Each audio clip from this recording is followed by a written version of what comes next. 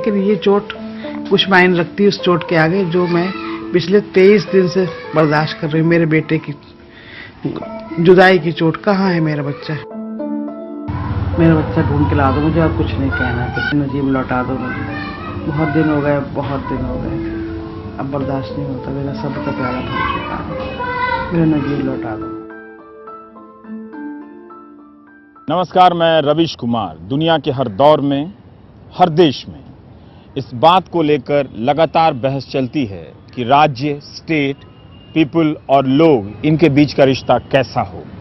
राज्य को हर दिन यह एहसास कराना पड़ता है, इसके लिए अभ्यास करना पड़ता है, लोगों को बताने के लिए कि वो आपका हिस्सा है। जब भी दोनों के बीच इस एहसास में कमी आती है, स्थिति काफी पीड़ादायक हो जाती है। जब एक आम आदमी स्टेट से, उसके अंगों से अपने लिए इंसाफ की गुहार करता है, तो वो दृश्य इसलिए बड़ा हो जाता है कि हम और आप तब राज्य की परीक्षा लेने लगते हैं कि वो राज्य उस आम आदमी की तरफ किस तरह झुका हुआ है, किस हद तक झुका हुआ है, और उसे नमस्कार, सलाम, आदाब करते हुए उसकी तकलीफों के प्रति कितना संवेदनशील है।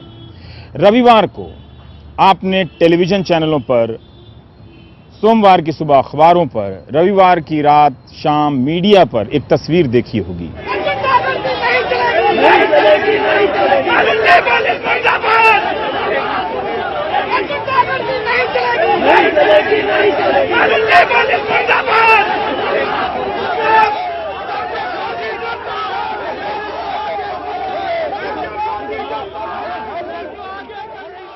जेएनयू के छात्र नजीब की मां को पुलिस घसीटते हुए लेकर जा रही है। ये जो स्थिति है, 20-22 दिनों के बाद एक बेटे के ना मिलने के कारण मां की बेचैनी को ना समझना और पुलिस की तरफ से अपनी ताकत का प्रदर्शन करना, ये शायद किसी भी नागरिक के लिए डराने वाला हो सकता है। वो मां कोई भी हो सकती है। उसका नाम जरूरी नहीं कि फातिमा हो, उसका नाम कमलेश भी हो सकता है।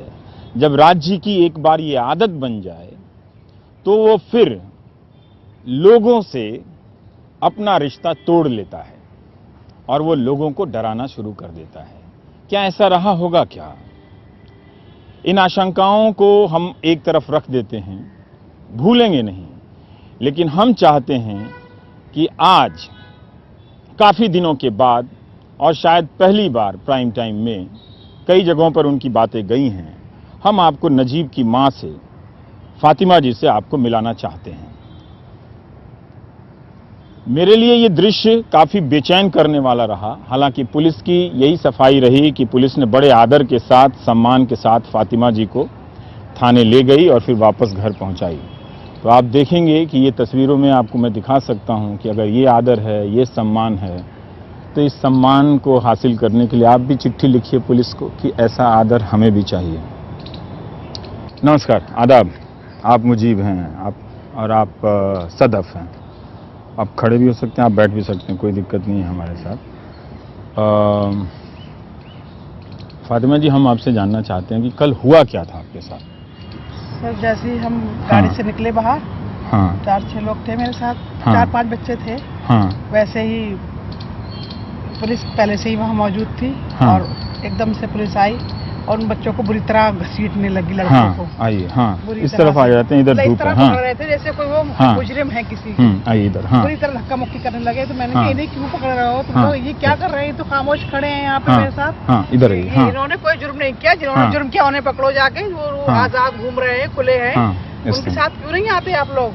उन्हें पकड़े जाके, और ना नजीब को ढूंढ रहे हैं और ना ही ये हम लोग यहाँ कुछ करने थोड़ी है, खामोश बैठने के लिए आए हैं, हम अपनी आवाज उठाने आए हैं। क्यों हमारे साथ ऐसा किया जा रहा है? तो उसने मुझे ही पकड़ लिया। पुलिस वाली लेडीज थी जो, उन्होंने मुझे पकड़ा, माता जी चलिए चलिए। मैंने कहा, मैं क्यों जाऊँ? मैंने क्या गुनाह किया है? मैं तो लोगों के साथ, ये मेरी आवाज़ है, ये मैं इनके साथ खड़ी हूँ, मैं कुछ गुनाह तो नहीं कर रही। और आप लोगों को नहीं मार सकते, आप इन्हें नहीं मारेंगे तो ये मुझे घसीट के वो लोग बुरी तरह से, और देखा ही होगा आपने, बताने की जरूरत नहीं है, मेरे सब बदन दुख रहा है, सब मेरी हड्डियाँ दुख गई पूरी तरह, रात भर सो नहीं पाई हूँ। और बस में बुरी तरह डाला उन्होंने मुझे, सब मेरे हाथ पैर दुख गए और ले जाके पता कहाँ कितने दूर तक चलते रहे और वहाँ ले जाके थाने में छोड़ दिया अंदर। और उसके बाद जो है गाड़ी में भी कुछ कहा आपसे? नहीं, गाड़ी में तो बच्चे थे और मैंने कहा खबरदार जो किसी बच्चे को हाथ लगाया आपने। कहला नहीं हम नहीं लगाएंगे हाथ, और अब माता जी आप शांत रहिए। मैंने शांत तो हम वहाँ भी थे, हम यहाँ भी शांत बैठे, हम क्या कर रहे हैं, कुछ कर तो नहीं रहते, वहाँ कोई गुनाह या जुर्म तो नहीं किया था। मैं अपने बच्चे के लिए उठा रही हूँ। मेरा बच्चा आज 23 दिन से लापता है, कल 23 दिन हो गया, आज 24वां दिन है। कहाँ है मेरा नजीब? क्यों नहीं सामने लाते उसे? जहाँ कहीं भी उसे ढूंढो। इतनी पुलिस हमारे ऊपर लगाई है, काश के उस दिन लगाई होती जब मैं थाने में गुहार लगा रही थी मनीषी जी से। हौस खास सारी जगह पे मैं थक चुकी हूँ भाग भाग के। मेरा बच्चा कोई सुराग नहीं है, 24 दिन हो गए, कहीं से भी एक तो कोई क्लू बता दे मुझे कि आपके नजीब को हमने वहाँ देखा, यहाँ देखा, कहाँ देखा। कोई नहीं बता रहा है कुछ भी। आखिर ये पुलिस कर क्या रही है पिछले 24 दिनों से? मैं तो हमेशा सुनती थी दिल्ली पुलिस बहुत एक्टिव है, बहुत अच्छी है, पूरे हिंदुस्तान की पुलिस से अच्छी है, लेकिन मेरे समझ में नहीं आता क्या एक्टिविटीज़ की उन्होंने, क्या किया 24 दिनों में? कुछ नहीं किया उन्होंने 24 दिनों में। बताएं मुझे, दिखाएं कहाँ है मेरा नजीब? बेगुनाह को इतनी बुरी तरह उसे मजलूम को मारा, 4-4 बार उस पर हमले किए गए, उसको कोई डॉक्टर ट्रीटमेंट नहीं दिया गया, खून में लथपथ सफदरजंग हॉस्पिटल पहुंचा, वहाँ उसको मेडिकल नहीं किया। वहाँ के डॉक्टरों की भी गलती है, क्यों नहीं किया मेडिकल उसका? पुलिस कंप्लेंट तो हो ही जाती, वहाँ उसको एडमिट करना था, काश के वो एडमिट कर लेते, मेरा बच्चा वहीं होता। ये सब उसके साथ नहीं होता जो हो रहा है आज। जो मैं यहाँ दिल्ली की सड़कों पे भटक रही हूँ, मेरा बच्चा मेरे पास होता। अगर उस डॉक्टर नहीं है जरा सी भी जिम्मेदारी निभाई होती तो मेरा बच्चा आज मेरे साथ होता, उसको वहाँ एडमिट कर लिया होता। क्यों नहीं किया उसका मेडिकल? क्यों नहीं दी उसको कोई दवा? उसको ऐसा ही क्यों जाने दिया? कहाँ है मेरा बच्चा? मुझे बताए कोई, नजीब कहाँ है? आज 24 दिन हो गए, मैं नजीब को कहाँ तलाश करूं? किसके पास जाऊं? कोई तो बता दो मेरा नजीब कहाँ है? मेरे नजीब के पास मुझे पहुंचा दो। कहाँ है नजीब? थक गई हूँ इंतजार करते करते।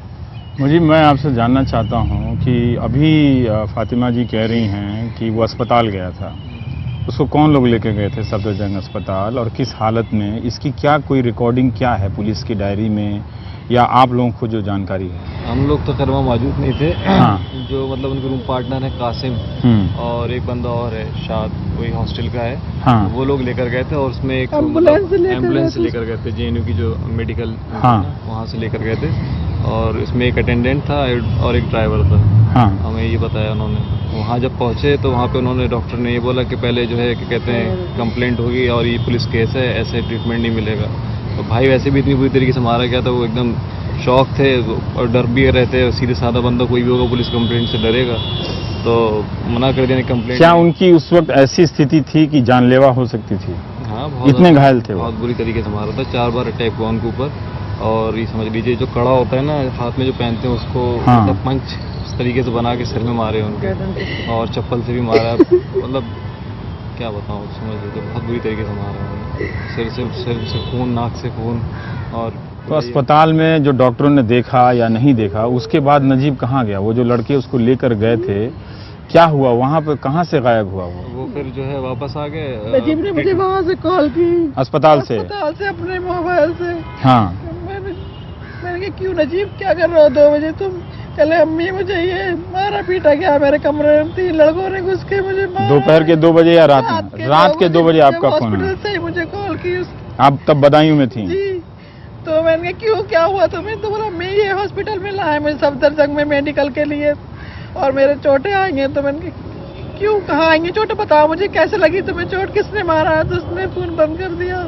और मैंने उसके पार्टनर को फ़ोन किया जो कासिम है, तो उसने बताया कि आंटी ऐसे ऐसे हुआ है, इसको मारा पीटा गया है बहुत, और आप परेशान ना हो, ये आपके पास आने को कह रहा है, मुझे अम्मी के पास जाना है, मुझे अम्मी के पास जाना है। तो मैंने कहा ठीक है नजीब को आप लोग संभाल लो, मैं अभी आ रही हूँ, अभी बैठ रही हूँ। और उसने ये भी कहा कि नजीब पे मुकदमा कर दिया गया है, उन लड़कों ने नजीब पे रिपोर्ट कर दी है कि नजीब ने यहाँ हिंदू मुस्लिम दंगा करने की कोशिश की और नजीब बहुत घबराया हुआ है। तो कहेंगे ठीक है आप परेशान ना हो, मैं अभी बैठ रही हूँ बस में। उसी वक्त मेरा बेटा, हम सब घर वाले ठीक है, तो इसी वक्त मैंने अपना एक थैला लिया और मैं बस में बैठ गई जाके।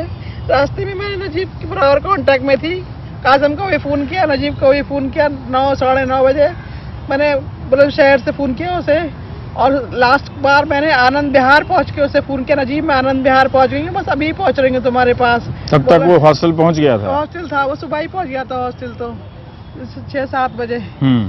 तो मैंने उससे कहा कि नजीब मैं आ रही हूँ, आनंद विहार पहुंच गई, मेट्रो से आ रही हूँ, बस से देर लगेगी, बस 11 बजे मेरी बात हुई है, मैं 12:30 के लगभग वहाँ पहुँची, 12:30 या 1 के बीच में। तो मेरा नजीब नहीं था। जब मैं हॉस्टल में घुसी तो नजीब की एक चप्पल ग्राउंड फ्लोर पे पड़ी थी, एक चप्पल सीढ़ियों के बीच में पड़ी थी। ये मेरे साथ था। मैंने कहा नजीब मुझे भैया की चप्पलें पड़ी हुई हैं। तो कहने लगा अम्मी घबरा मत, भैया रूम में होंगे, चलो देखते हैं। जब मैं रूम में नॉक किया, दरवाज़ा खोला मैंने, तो वो लड़का बैठा था पार्टनर। मैंने कहा नजीब कहाँ है? कह रहा बैठी यहीं कहीं होगा, आ रहा होगा अभी।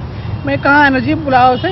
तो कहला आप बैठ तो जाइए। मैं बैठ गई, थोड़ी देर इंतजार करने लगी, आधा घंटा 1 घंटा देखती रही इधर उधर, कहाँ है नजीब। इससे भी कहा देख क्या हो सकता है, मेरा बाहर इंतजार कर रहा हो, इधर उधर खड़ा हुआ।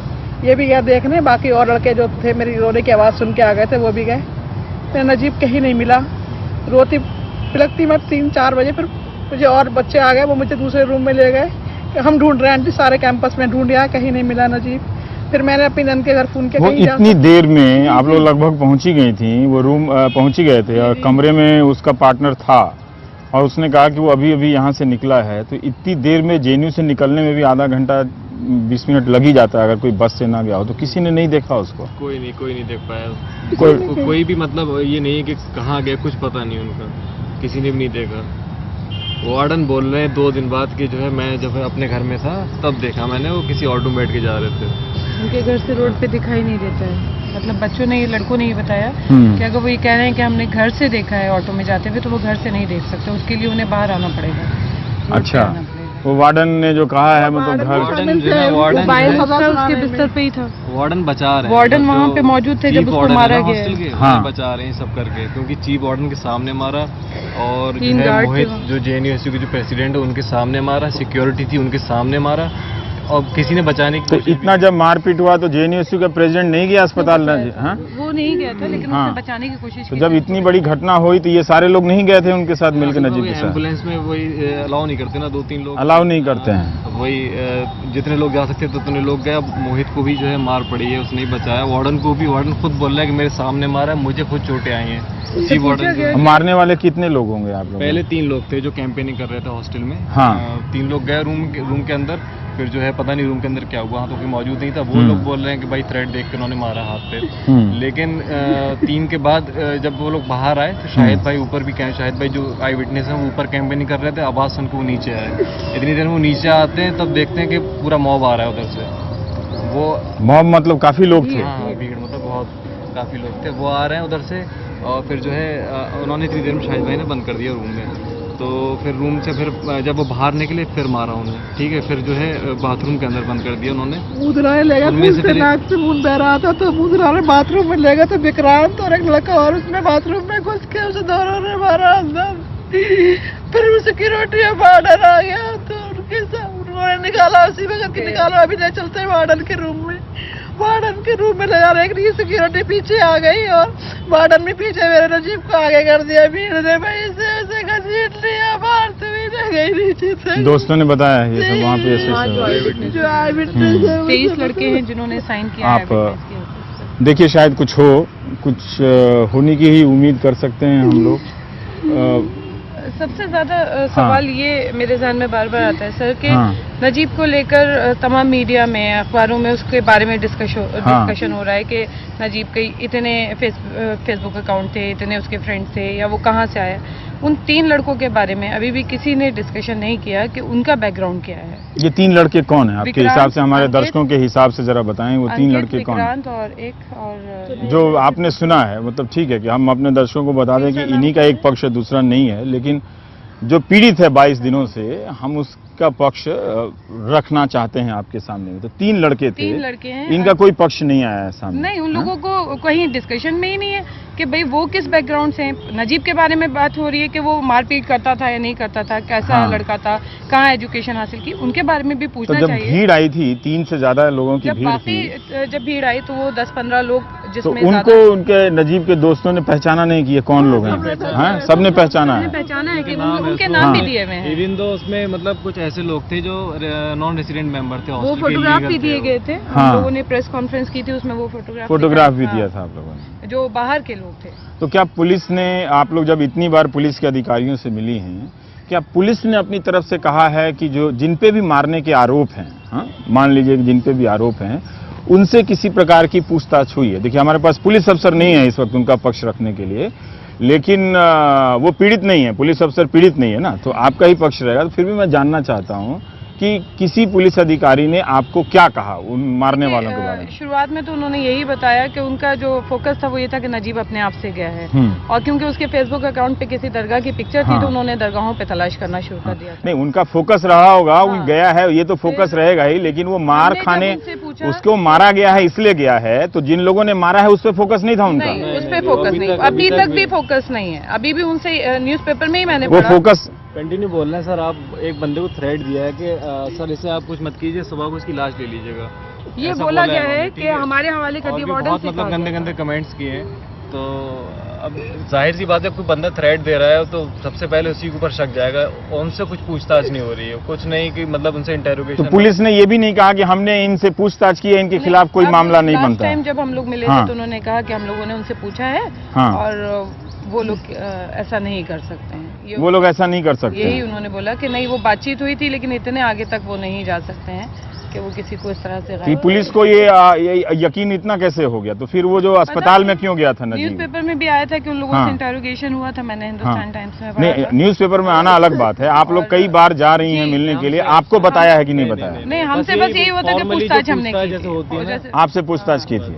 नहीं, इतने उन लोगों से। हाँ, उन लोगों से। आपने क्या इस टाइप का कुछ किया है क्या? तो बस यही से ज्यादा नहीं, जैसे पुलिस करती है वो सब नहीं हुआ उनसे। अब तक अरेस्ट नहीं किया गया है, जिन्होंने मारा है वो वही है, कैंपस में है। उनको अरेस्ट क्यों नहीं किया गया? वो आप बुलाकर पूछताछ करना एक अलग चीज, आप अरेस्ट करिए, उनसे ज्यादा इंटरोगेशन सही तरीके से करिए। वैसे तो हर चीज में इंटरोगेट होता है लड़कों से। क्यों मेन जो जिनकी वजह से सारा झगड़ा शुरू हुआ, जिनकी वजह से नजीब गायब है, उनको इतने दिनों में अब तक अरेस्ट भी नहीं करा है। जिन लोगों ने धमकी दे दी कि जान से मार देंगे, गायब कर देंगे, हमारे हवाले, वो सब वहीं पर घूम रहे हैं, वहीं है कैंपस में, बल्कि और दूसरे लड़कों के सामने और वैसे करके घूम रहे हैं। और जो लोग नजीब के दोस्त थे, क्या उनकी गवाही हुई है पुलिस के सामने? पुलिस के सामने बयान दिए? कोई नहीं है उनका, जो लोग पार्टनर था, रूम का पार्टनर था। सर उसे हॉस्टल ज्वाइन किए हुए। अच्छा, वो पुराने विद्यार्थी नहीं थे?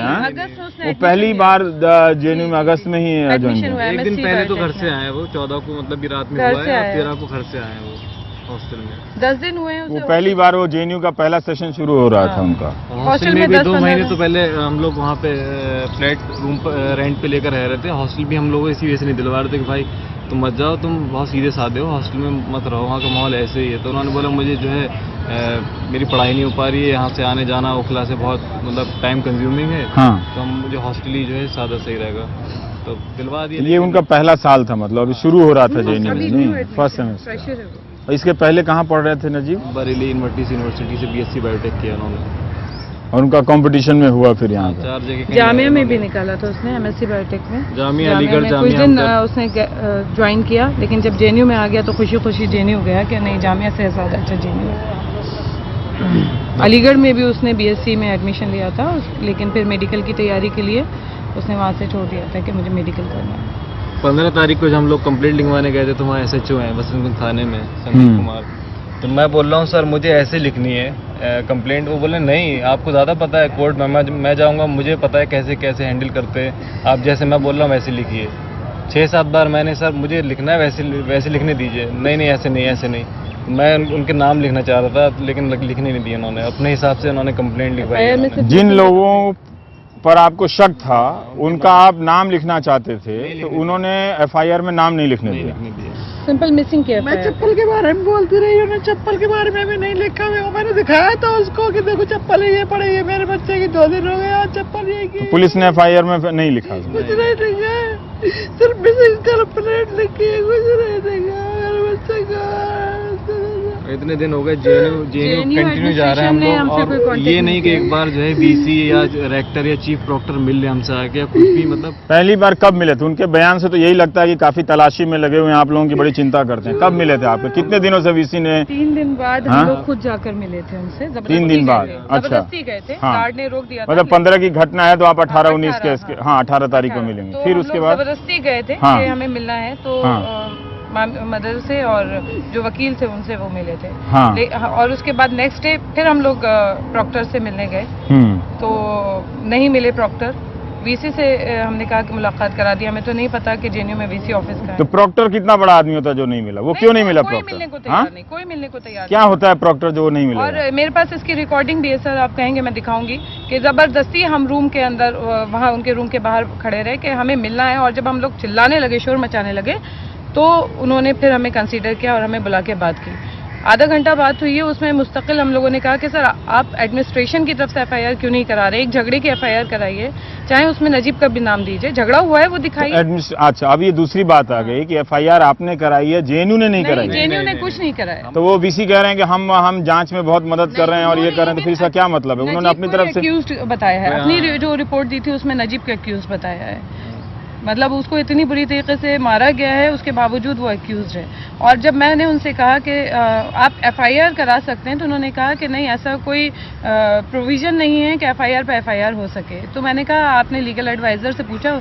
वो हम तो ध्यान नहीं रहा, हम पूछेंगे।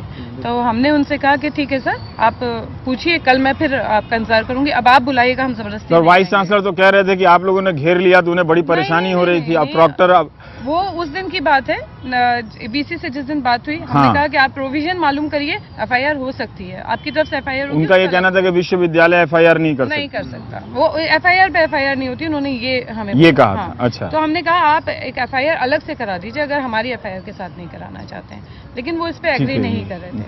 तो पर उसके बाद चलिए एक कानूनी टेक्निकल मामला है जिसमें मैं ज्यादा जानकारी नहीं रखता, पर उन्होंने ये कहा कि एक एफआईआर हो चुकी है तो हम दूसरी एफआईआर नहीं करा सकते हैं। पर मुझे ये बताइए कि उसके बाद जो भी आपकी बात हुई, क्या वाइस चांसलर ने फिर बुला के कहा कि आप लोग परेशान? अभी तक नहीं, खुद से उन्होंने नहीं बुलाया, ऑन रिकॉर्ड बात कहना है। वाइस चांसलर ने उन्होंने आपकी मदर को नहीं बुलाया कि आप चिंता मत कीजिए? तो मीडिया से पढ़ के तो लगता है कि वो बहुत चिंता कर रहे हैं, बहुत। नेक्स्ट डे फिर हमने जब उनसे कहा कि अब आप हमें बुलाइएगा, हम आपका दरवाजा नहीं खटखटाएंगे, ये आपकी ड्यूटी बनती है, आप हमें बुला के बात करेगा। नेक्स्ट डे मैं 6:30 बजे तक वहाँ बैठी रही, जमीन पर प्रॉक्टर ऑफिस है, एडमिन ब्लॉक में। तो नहीं बुलाया तो हम जबरदस्ती फिर गए, तो प्रॉक्टर ने कहा रेक्टर से मिल लीजिए। प्रॉक्टर हमसे मिलने नहीं आया, उसके असिस्टेंट जो थे, जो भी उनके अटेंडेंट थे, उन्होंने बोला। मैंने कहा अगर आप नहीं मिलेंगे तो फिर हम अंदर ऑफिस में आ जाएंगे। तो रेक्टर आए, वो प्रॉक्टर आए, फिर रेक्टर के पास ले गए, रेक्टर से फिर बात हुई, तो उन्होंने हमें दिखाने के लिए अपने लीगल एडवाइजर से कहा कि आप आ जाइए, इनसे बात कर लीजिए। उस दिन हम लोग एक डेड बॉडी देख कर आए थे, तो और दिमाग में तकलीफ बहुत ज़्यादा थी कि इस तरह की सिचुएशन हम लोग झेल रहे हैं। तो हमने उनसे कहा कि आप एफआईआर कराएंगे या नहीं कराएंगे? सर एफआईआर हो सकती है, हमने भी मालूम कराया। तो कह रहे हैं कि नहीं, हम एफआईआर नहीं कराएंगे। रेक्टर ने बोला कि मैं क्यों एफआईआर कराऊँ, मैं थोड़ी वहाँ था, ये जब मैं वहाँ था ही नहीं तो मैं क्यों एफआईआर करूँ, मेरी जिम्मेदारी। ये एक आपकी सदफ, आपकी बात से ये एक सवाल निकलता है कि जेएनयू ने ये कहा कि उसे अपनी तरफ से एफआईआर कराने में दिक्कत है। ठीक, मैं ये बात ऑन रिकॉर्ड मतलब अपने दर्शकों से कहना चाहता हूं कि वाइस चांसलर ने, आपने जैसा मुझे बताया, अपनी तरफ से एक फोन नहीं किया कि ये डेवलपमेंट है। एक फोन सर, कॉन्फ्रेंस जिस दिन हमने प्रेस कॉन्फ्रेंस की थी उससे 10-15 मिनट पहले फोन आया था कि वाइस चांसलर मदर से बात करना चाहते हैं। लेकिन हम लोग प्रेस कॉन्फ्रेंस में बैठ चुके थे, तो इसलिए हमने मना कर दिया कि अभी बात नहीं हो सकती। उस दिन के बाद से दोबारा कॉल नहीं आया। प्रेस कॉन्फ्रेंस पे डिस्टर्ब करने के लिए फोन ना पाए, इसलिए कॉल कर लो, उसके कॉल करो। चलिए ठीक। उसके बाद उन्होंने आपको अपने कमरे में नहीं बुलाया? नहीं, कभी ये नहीं कहा कि आप इतने क्यों भटक रहे हैं, आइए बैठिए, पानी पीजिए? वो हमारा भी छात्र है, अगर आपका बेटा है तो उसकी मुझे भी चिंता है, मैंने पुलिस से बात की है। ये सब बातें भले उन्होंने प्रेस से की होगी, लेकिन इनका कहना है ये उन्होंने कि बोला कि हम कांटेक्ट में हैं पुलिस से। मैंने कहा साहब आप कांटेक्ट में हैं तो फिर आप उन लड़कों के खिलाफ कंप्लेन क्यों नहीं कर रहे हैं जिन्होंने मारा? आप उनको क्यों, क्या वजह है कि आप उन्हें प्रोटेक्ट कर रहे हैं? शील्ड क्यों बने हुए उनके? उन बच्चों को बोलिए, वहाँ पे कंप्लेन दीजिए कि इन्होंने मारा है उसे। नजीब ने एक मारा है तो इन्होंने कितना मारा है वो भी तो बताइए। अगर, और ये हमें मालूम भी नहीं है, नजीब तो मिला नहीं है ना, तो हमें मालूम भी नहीं कि नजीब ने मारा है या नहीं मारा है। अब यहाँ दो बातें समझने की है कि अगर विश्वविद्यालय अपनी रिपोर्ट में कहता है कि नजीब की वजह से ये झगड़ा हुआ, तो भी वो विश्वविद्यालय की रिपोर्ट अंतिम फैसला नहीं है, तब भी उसे जीने का हक है। उसे मारने वाले लोग वो तो सही नहीं हो सकते। अगर नजीब 1 मिनट के लिए मान लें कि वो वजह हो सकता है, तो मारने वाली भीड़ तो सही नहीं हो सकती। क्या विश्वविद्यालय ने अपनी रिपोर्ट में उस भीड़ को जस्टिफाई किया है, ये देखना पड़ेगा। लेकिन मेरे लिए ये हैरानी की बात है कि वाइस चांसलर ने एक मर्तबा जब इनकी प्रेस कॉन्फ्रेंस होने वाली थी, उसके अलावा कभी बुलाकर तसल्ली देने की कोशिश नहीं की। अब आप नागरिकों को इसमें एक बात समझने की है, याद रखने की है कि आम तौर पर संस्थाओं के प्रमुख आम नागरिकों के साथ ज्यादातर यही करते हैं। अगर इनके साथ जो हुआ है उसे आप किसी भी प्रकार से मान्यता देते हैं तो आप अपने बच्चों के लिए जमीन तैयार करते हैं। विश्वविद्यालय में होने वाले झगड़ों में, उसके लपेटे में तो कोई भी आ सकता है, किसी भी तरफ से कोई भी आ सकता है, उसका नाम कुछ भी हो सकता है। पर जिस लड़के की तलाश 23 दिनों से 24 दिन हो गए, 24 दिनों से हो रही है, उसकी मां को हम मीडिया के जरिए देखते हैं कि वो आईटीओ पर हैं, वो राष्ट्रपति, वो रायसीना हिल्स की तरफ हैं, वो पुलिस उन्हें खींचते हुए लेके जा रही है, लेकिन हमने ये तस्वीर नहीं देखी कि वो वाइस चांसलर के साथ बैठी हुई हैं और वाइस चांसलर उन्हें तसल्ली दे रहे हैं। अगर ऐसी कोई तस्वीर वाइस चांसलर के पास है पहले दिन की मुलाकात के बाद तो वो जरूर दें, हम बाद में भी प्राइम टाइम में दिखा देंगे, क्योंकि ये पब्लिक का प्राइम टाइम है तो ये उसकी तरफ से जाएगा। अगर पुलिस को इसमें अपना कोई रिजॉइंडर देना है, अपनी कोई सफाई देनी है इनकी बातों में कि क्या हुआ, अगर पूछताछ की गई उन लड़कों से जिनके आरोप हैं, क्या ये इनकी बात सही है कि जब ये नाम लिखना चाहते थे कि इन लोगों ने मारने का प्रयास किया तो उनका नाम नहीं लिखा जाएगा? क्या एफआईआर कराने का यही कायदा है कि जैसा अफसर बताएगा वैसा लिखा जाएगा या जैसा पीड़ित बताएगा वैसा लिखा जाएगा? क्या मां ने जो कहा है कि उन्होंने नजीब की चप्पल हॉस्टल के गलियारे में देखा और वो इसे दर्ज कराना चाहती हैं, तो क्या इसे जानबूझ के छोड़ा गया है? ये जो सवाल है पुलिस को और वाइस चांसलर को इसके जवाब देने चाहिए। नहीं देना चाहते हैं, सवाल पूछने की नई संस्कृति के खिलाफ आजकल वैसे भी असहनशीलता है, तो वो अलग बात है, वो उनकी बात है, क्योंकि वो सवाल का जवाब ना देकर बहुत सुरक्षित हैं। पर ना जाने किन किन के बच्चे, कितने लाखों की संख्या में बच्चे देश के तमाम विश्वविद्यालयों में पढ़ रहे हैं। अगर इस तरह की प्रवृत्ति को अगर हम मान्यता देंगे और आप उससे सहमत हैं तो एक बार ठीक से सोच लीजिएगा कि आप क्या कर रहे हैं। क्या आपको इस बात से कोई फर्क नहीं पड़ता कि 22-23 दिन हो गए और वाइस चांसलर का बयान अखबारों में बड़ा खूबसूरत आता? मैं अखबारों से ही जानता था कि बड़े संवेदनशील हैं, शायद जो प्रदर्शन करने वाले लड़के हैं वो अपना धीरज खो रहे हैं। ऐसे मामलों में पुलिस को वक्त लग जाता है और ये बात समझनी चाहिए कि लग सकता है ऐसा वक्त। लेकिन वाइस चांसलर अगर परिवार के लोगों को बुलाकर अपने कमरे में नहीं बिठाते और तसल्ली नहीं देते, और ये आप बात सही कह रही हैं, हम लोग जबरदस्ती गए थे, उन्होंने नहीं बुलाया था। जब बुलाया था उसके बाद तो नहीं बुलाया ना? उसके बाद नहीं, जब हम गए हैं उसके बाद भी दोबारा 3 बार हम खुद मिले, उन्होंने एक दिन भी नहीं बुलाया। उन्होंने नहीं बुलाया? एक दिन नहीं बुलाया। पिछले 10 दिन में बुलाया उन्होंने? नहीं बुलाया। एक दिन भी बात करनी। एक बार प्रेस कॉन्फ्रेंस में बस फोन आया था। हाँ, उससे पहले 3 बार जब हम मिले हैं तो तीनों बार हम ये शुरुआती दौर में, शुरुआती दौर।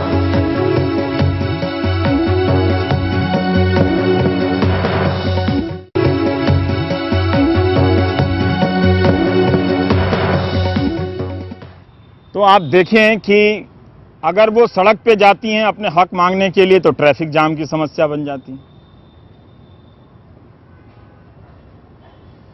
आप ही तय कर लीजिए कि क्या आपको ऐसी कोई कभी नौबत नहीं आएगी कि अपने सवालों को लेकर आप अधिकारियों के सामने खड़े होंगे, प्रदर्शन कर रहे होंगे? क्या आपके साथ ऐसा बर्ताव किया जाना चाहिए? प्रोटेस्ट तो स्टार्ट भी नहीं हुआ था ना कल प्रोटेस्ट भी शुरू नहीं हुआ था। हम लोग नेशनल म्यूजियम के पास पहुंचे थे, गाड़ी से उतरे ही थे, फुटपाथ पे खड़े हो रहे हैं और इतनी देर में बड़ी बड़ी 2-3 वैन आई और उसमें से धड़ाधड़ पुलिस ने भागना शुरू किया। मेरे साथ भाई थे मेरे और भाई के फ्रेंड्स थे। जेएनयू वाले तो पहुंचे भी नहीं थे, 1-2 बच्चे जेएनयू के बाद में आए थे और उन्होंने उठाना शुरू कर दिया। मामी ने रोका कि भाई ये बच्चे क्यों, इन बच्चों को क्यों खदेड़ रहे हो, इन्होंने क्या जुर्म किया, ये तो खड़े हैं चुपचाप से, ना अभी नारेबाजी हुई ना कुछ हुआ। मामी को जिस तरह से ले गए वो सारी चीज़ें तो मीडिया पे आई गई हैं। मैं साइड में पेड़ की साइड लेके खड़ी हो गई कि मेरे ऊपर नज़र ना पड़े। मैं डर गई इस कदर कि मामी को जिस तरह से ले जा रहे हैं मेरा क्या हशर करेंगे। तो 3-4 लेडी कांस्टेबल आई और एक सिविल ड्रेस में पुलिस वाला आके कह रहा है उठाओ इसको। मैंने कहा मैंने क्या किया है, मैंने चोरी की है, मैंने डकैती डाली, आप मुझे क्यों उठाएंगे? ये मेरा राइट है, मैं यहाँ फुटपाथ पे खड़ी हो सकती हूँ, मैं कुछ कर रही हूँ, नारे लगा रही हूँ। तो उसने कहा नहीं हमें कुछ नहीं सुनना है, उठाओ उसे को। तो उसके बाद ज़बरदस्ती मुझे ले गए। वहाँ पे एक लेडी कांस्टेबल ने मुझे धक्का दिया, मेरे हाथ पे शोल्डर पूरा ये मेरा दुख रहा है। ये कल की पट्टी है? हाँ, ये उंगली नहीं चल रही है, अभी जाके दिखाऊंगी डॉक्टर को। तो धक्का क्या जोर से दिया उन्होंने? मारने? मैं रोड पे गिरी थी तो मेरी चप्पल भी बस के नीचे चली गई थी, जिस पर मैं चिल्ला भी रही हूँ वीडियो में कि आपने मुझे धक्का दिया, मेरी चप्पल उठा के आप ही देंगी, मैं नहीं उठाऊंगी। तो उसी में चोटें आई, मामी को भी बहुत। पर पुलिस अधिकारी का जो बयान था मुजीब की, उन्होंने बड़ी शालीनता के साथ नजीब की मां के साथ व्यवहार किया है। वो लेट गई थी इसलिए उठाया है। वो तो सर सब दिख रहा है कि किस तरह से उन्होंने, कोई चीज ऐसी तो नहीं है कि हम बोल रहे हैं, मीडिया तो वहाँ थी, सबने रिकॉर्ड किया है। तो वो जो बोल रहे हैं, हम मतलब फैमिली के अलावा भी जो वहाँ पे लोग थे, उन लोग को भी बहुत बुरी तरीके से एक आज के डिटेन करने के बाद एक बंदा था, उसको तो बस क्या बताऊँ, पूरा ऐसे पकड़ के पुलिस वाले ऐसे अंदर खचीड़ के ले जा रहे हैं बुरी तरीके से, और फिर और लोगों को छोटे मतलब घूसे मारे उनके पेट में। वीडियो है उसकी। और आप, हाँ, एक लड़की का फोटो आज न्यूज़पेपर में आया है, जिसको एक पुलिस जो कांस्टेबल हैं कि कौन है, उन्होंने किस गंदी तरीके से उनको पकड़ रखा है और कहाँ उनका हाथ है, वो देखने के लायक बात है। कि वो बोल रहे हैं कि लेडी पुलिस कांस्टेबल ने पकड़ा है, लेकिन वो प्रूफ हमारे पास भी आ गया है कि जेंट्स भी उठा सकते हैं लेडीज़ को। मुझे नहीं समझ में आ रहा है कि मैं कहाँ जी रही हूँ। कितनी बार आप लोग प्रदर्शन कर चुके हैं इस तरह से? एक बार तो ITO पे थे, आज भी सोमवार को भी ITO में है, और रविवार को भी था, उससे पहले भी कई दफा प्रदर्शन है जंतर मंतर पे भी। पर मेरे लिए सचमुच ये बात हैरानी करने की है। मैं हैरान नहीं हूँ वैसे। JNU में जब छात्र संघ ने कई नेताओं को बुलाया और सबने अपनी बात रखी, इसके बावजूद अगर ये बात सही है कि वाइस चांसलर ने अपनी तरफ से इन्हें नहीं बुलाया, एक बार प्रेस कॉन्फ्रेंस में फ़ोन करने के अलावा, तीनों मर्तबा यही लोग गए, वो भी शुरुआती दौर में, उसके बाद एक बार भी नहीं बुलाया। अगर आप ये सोच रहे हो कि ठीक किया, मैं कहता हूं आपसे सहमत हूं कि ठीक किया, लेकिन आपके बच्चे के साथ कभी ऐसा हो जाए, क्या तब भी आप कहेंगे कि ठीक किया? क्या तब मैं जब कहूंगा कि ठीक किया, नहीं बुलाया वाइस चांसलर ने, कोई चिंता नहीं की, उसकी मां को भटकने दो, उसके बाप को भटकने दो, तब भी आप कहेंगे कि ठीक बोल रहा है? यहां सवाल नजीब और उसकी मां का नहीं है, सवाल है राज्य और एक आम आदमी के बीच के रिश्ते का। और राज्य के प्रतिनिधि कौन है? वो SHO जो FIR लिख रहे हैं, वो SSP या DC जो इन मामलों की जांच की निगरानी कर रहे होंगे, बहुत सारी कमेटियां बनाई गई होंगी, और वो वाइस चांसलर जहां का वो पहली बार छात्र बना है, JNU में गया है। अगर उन्होंने अपनी तरफ से बुलाकर नहीं ये बात कही है, तो मैं जानना चाहता हूं कि आपकी सोचने की क्षमता या भावनाओं पर कितनी मोटी परतें जम गई हैं कि आपको इस बात से फर्क नहीं पड़ता है। मैं ये जानना चाहता हूं, क्या आप इसे स्वीकार करते हैं कि अब जब कोई लड़का गायब हो जाएगा तो उसके जरिए विश्वविद्यालय प्रशासन का यही बर्ताव होगा?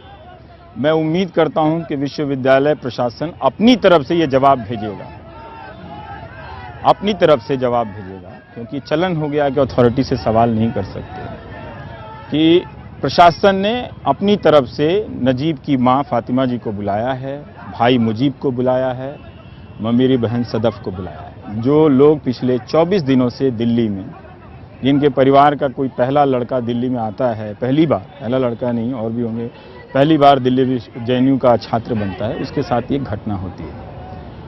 वो कारण बन सकता है झगड़ा, मेरे कारण हो सकता है, आपके कारण कोई झगड़ा हो सकता है। ये कहीं नहीं लिखा है कि आपके कारण झगड़ा हो जाए तो आपकी मार मारकर आपकी हालत खराब कर दी गई। अगर आप हर बार किसी न किसी बहाने से, तर्कों से राज्य को इतनी छूट देंगे, आपके साथ नुकसान होगा। एक और बात है कि ये जो लड़के JNU के जो छात्र हैं, कोई नहीं आया, लेकिन आप सोचिए कि ये कैसे छात्र हैं कि 20-25 दिनों से जिस लड़के को ठीक से नहीं जानते, उसके लिए पुलिस के सामने लाठियां खा रहे हैं। तो कुछ अच्छे छात्र होंगे, इनमें कुछ अच्छी बातें होंगी, लेकिन मीडिया इन्हें, एक बड़ा हिस्सा इन्हें उपद्रवियों की तरह पेश कर रहा है। फर्ज कीजिए कि कल आपका बच्चा गायब हो जाता है, हो ही जाता है, विश्वविद्यालयों में पढ़ता है, कभी दोस्त रैगिंग के वक्त नाइंसाफी कर देते हैं, कभी टीचर नाइंसाफी कर देता है, और सारे बच्चे चुप हो जाते हैं, कोई सामने नहीं आता। क्या आप उन बच्चों को बधाई देंगे कि तुमने बहुत अच्छा किया, मेरे बच्चों के साथ नहीं दिया, वेल डन, तुमने अपनी पढ़ाई की, मेरा बच्चा मर गया लेकिन तुमने उसका साथ नहीं देके बहुत अच्छा काम किया, तुम अपना होमवर्क करते रहे। आप तय कीजिए कि ये जो लड़के हैं और जिन्हें आप तस्वीरों में देख रहे हैं, वो कितने गलत हो सकते हैं कि एक जिसे नहीं जानते हैं उसकी तलाश के लिए, एक राजनीतिक दबाव बनाने के लिए रोज पुलिस के पीछे जाते हैं। ये आपको 3-4 सवाल के जवाब आपको खुद तय करने हैं। ये कहना बहुत आसान है। जिस तरह से जेएनयू का मामला शुरू होता है उसके एक अपराधीकरण शुरू हो जाता है मीडिया के एक हिस्से। आप तय कर लीजिए, आप ये कहिए, अपने बच्चों को भी सिखाइए और अपने बच्चों के दोस्तों के साथ कहिए कि दोस्त है ठीक है, लेकिन अगर इसके साथ कुछ हो जाए, ये डूब जाए, लेकिन तुम उसे बचाने की कोशिश मत करना, शाम को आकर होमवर्क करना। तुम वाइस चांसलर से मिलने मत जाना उसकी खोज करने के लिए, तुम शाम को आकर अपना नोट्स बनाना और प्रदर्शन करने मत जाना।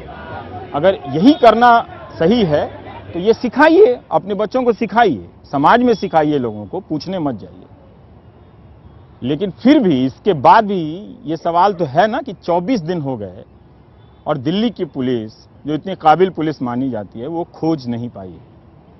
तो इसलिए हमने सोचा कि आज आपको मिलाते हैं इस परिवार से और आप डिसाइड कीजिए। नजीब की माँ हैं, वो पूरा इंटरव्यू आप वहाँ पर आप देख सकते हैं कि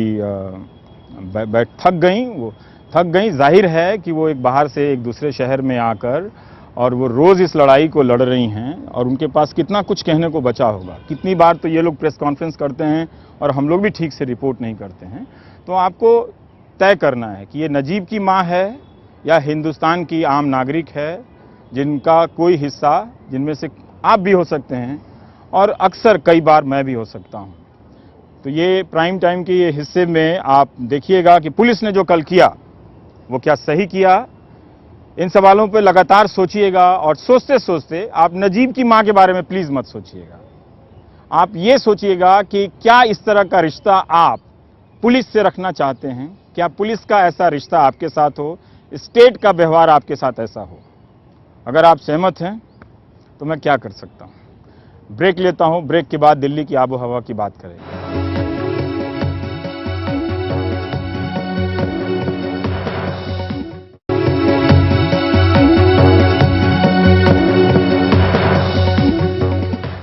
हवा का स्तर जो है वो इतना ख़राब होता चला जा रहा है कि बच्चों से लेकर बूढ़ों तक सांस की तकलीफ़ों की समस्या बढ़ने लगी है। अस्पतालों में ऐसे मरीजों की संख्या बढ़ने लगी है। अब अगर हमें कोई बचा सकता है तो ऐसे पेड़ पौधे जिनका काम हवा को साफ़ सुथरा रखना है और ऐसा वातावरण जिसमें हमने तरह तरह की फैक्ट्रियाँ लगाकर, गाड़ियों को लाकर एक प्रदूषित माहौल तैयार किया है, उन पर किसी तरह की निगाह या निगरानी के जरिए ही इस दिल्ली की स्थिति को ठीक की जा सकती है। इसी साल 2-3 दफ़ा ये मामला हो चुका है। सुप्रीम कोर्ट में भी एक याचिका दायर की गई है कि अब तक जितने भी सुप्रीम कोर्ट के आदेश दिए गए हैं उनकी समीक्षा की जाए कि क्या लागू हुआ है, उनमें से कितना लागू हुआ है, कितना लागू नहीं हुआ है। नेशनल ग्रीन ट्राइब्यूनल, एनजीटी के नाम से जिससे आप बार बार सुनते हैं, उन्होंने भी आज दिल्ली सरकार की खिंचाई की है और तमाम एजेंसियों से पूछा है कि हमारे जो आदेश हैं उनका क्या हुआ। अभी तक सड़कों पर पानी का छिड़काव क्यों नहीं हुआ है जिससे धूल ना उड़े। क्या आपने अपने आसपास मोहल्ले में पानी का छिड़काव देखा है? तो एक तरह से ये स्थिति भयावह है।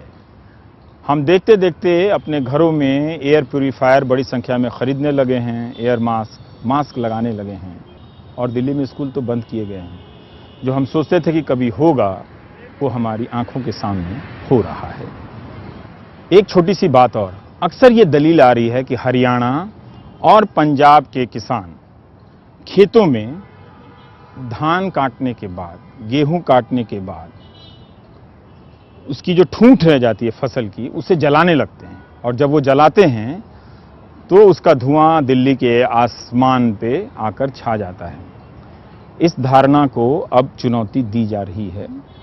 अगर किसानों को वहाँ की सरकारों ने ऐसा करने पर जुर्माने का प्रावधान किया है, लेकिन आप ये सोचिए कि किसान ऐसा क्यों करते हैं और किसान अगर जुर्माना से बचने के लिए कुछ और करेंगे तो उन पर कितना खर्चा आएगा। तो कुछ सुझाव है इस वीडियो के जरिए, इस कहानी को भी जानिए कि क्या दिल्ली की हवा खराब करने के खलनायक क्या हमारे किसान हैं या वो कारण हैं जिनसे हमें किसानों से ज़्यादा प्यार है। तो इस छोटे से वीडियो के जरिए आप देखिए।